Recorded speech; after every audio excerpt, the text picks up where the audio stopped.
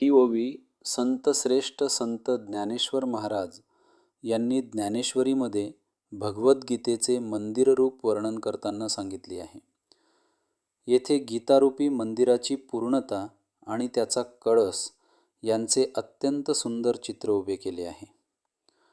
ओवी तयाही वरी अष्टादशू तो अपैसा मांडला कळसू उपरी गीतादिकीं व्यासू ध्वजेन लागला.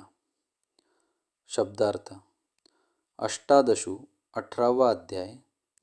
अपैसा सहज नैसर्गिकपणे, कळसू मंदिराचा कळस, गीतादिकीं गीता इत्यादी शास्त्रांमुळे, ध्वजेन लागला ध्वजासारखे शोभू लागले.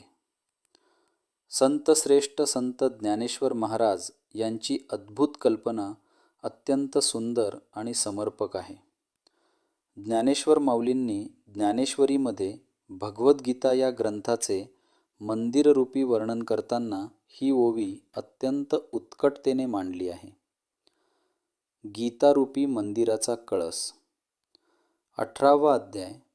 मंदिराचे कार्य पूर्ण झाले आहे असे आपण तेव्हाच म्हणतो जेव्हा त्यावर कळस बसतो. तसेच पहिले 17ही अध्याय म्हणजे मंदिराची भिंत, गाभारा, मंडप, शिखर. 18वा अध्याय म्हणजे त्या सर्वावर बसलेला कळस. हा अध्याय एकाध्यायी गीता असेही म्हणतात, कारण यात संपूर्ण गीतेचा सार एकत्रित सांगितला आहे. कर्मयोग, ज्ञानयोग, भक्तियोग, त्याग, स्वधर्म, मोक्षमार्ग हे सर्व तत्वज्ञान येथे अंतिम स्वरूपात प्रकट होते.